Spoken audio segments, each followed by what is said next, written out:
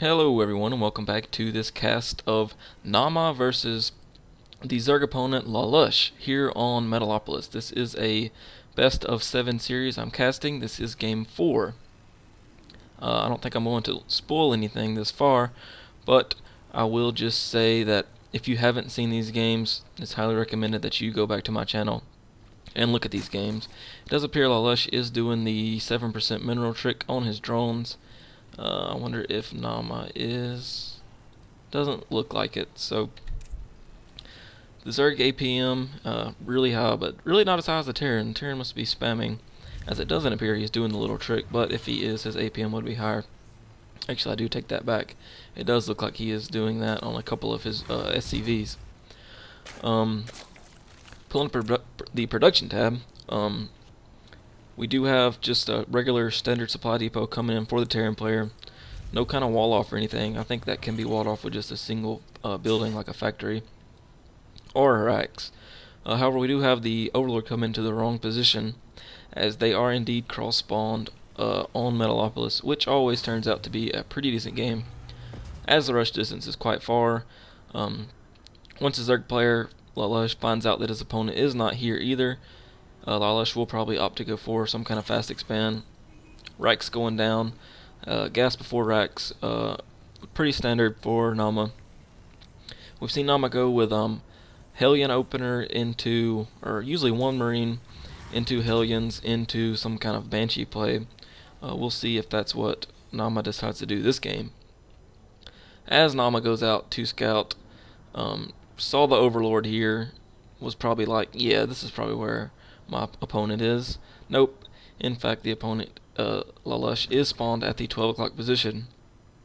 So, just as I suspected, the hatchery is going down at the main of LaLuSh. Before spawning pool, it looks like, yep, no gas. So that's pretty interesting.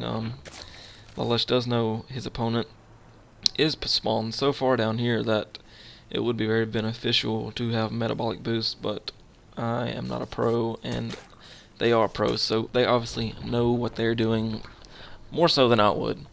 Looks like scouting SCV in the base of LaLuSh, getting shoot away by a drone. Should not be no real damage done there. We do have Overlords coming across the map, and LaLuSh's scouting drone coming back to mine minerals, I suppose, or maybe morph into some kind of building. No gas steals, nothing really interesting this far. We are going to see this, well, we did just see this orbital command complete. Yep, just as the other games went, a reactor coming down on this. We will see a swap out to start double producing those Hellions for the early harass. Marine quickly grabs that watchtower and pulls back. Looks like we do have 2 queens on the way. One for this base, obviously, and one probably to spread creep tumors. We do have a roach warren coming up, but we still have no units for LaLuSh. No lings or anything like that, so he might just be going straight roaches.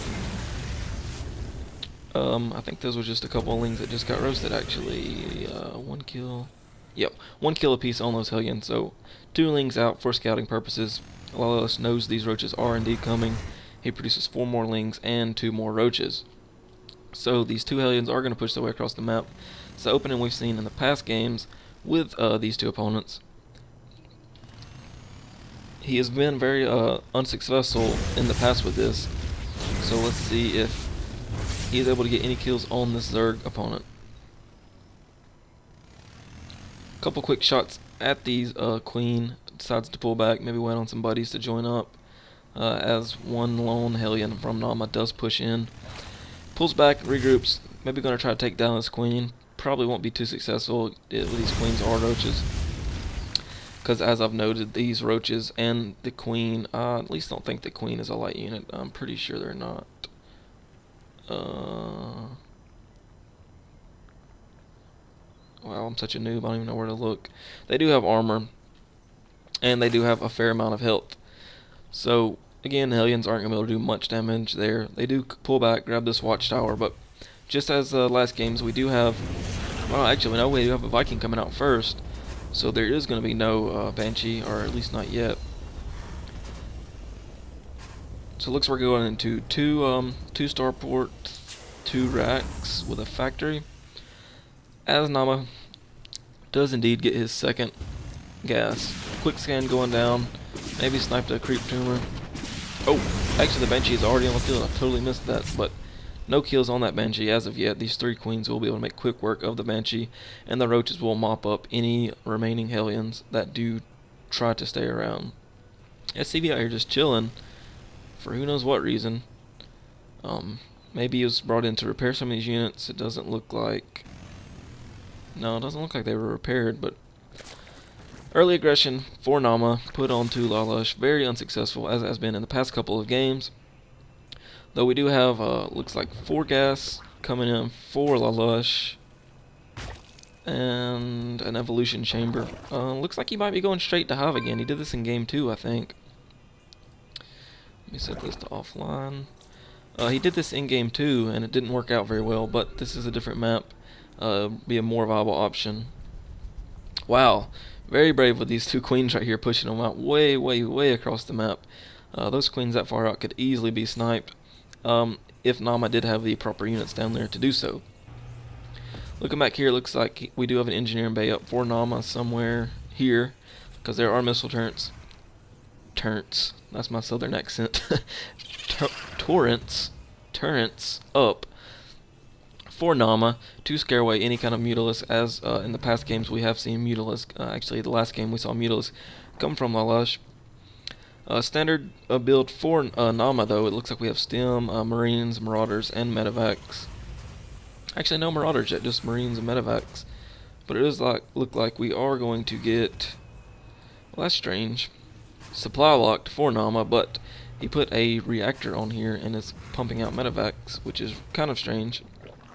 Looks like this Viking, very Naama-esque, as in the past games Naama went for the early Viking to go Overlord hunting, as that's always a good idea, to piss a Zerg off. Now this Banshee might not get away, has 5 health left, and barely pulls away. These 2 queens guarding this expansion, not going to let it get away. It looks like a Sacrificial Overlord, or maybe some kind of roach. I kind of missed that. Going down for LaLuSh.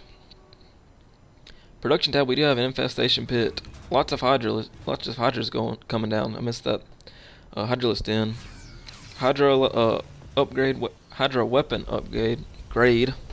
Ugh, what just happened there? It's like my body was lagging. We do have more roaches coming in. So a ton of hydras, ton of upgrades for both sides. Ravens, Banshees, and Siege Tank coming in for the Terran player. Naama. Has he researched? Yes, he has researched Siege mode, so those tanks are just that more versatile. Looks like we have a patrolling Marine as well as a patrolling Viking. He does not want the Zerg player to get in here with any type of Mutalisk or any kind of drop or anything like that. So very good game sense by the Terran player. Looks like we have a ton of Mutalisk and roaches here. Not Mutalisk, Hydralisk and roaches here. Gonna try to push out and maybe do something.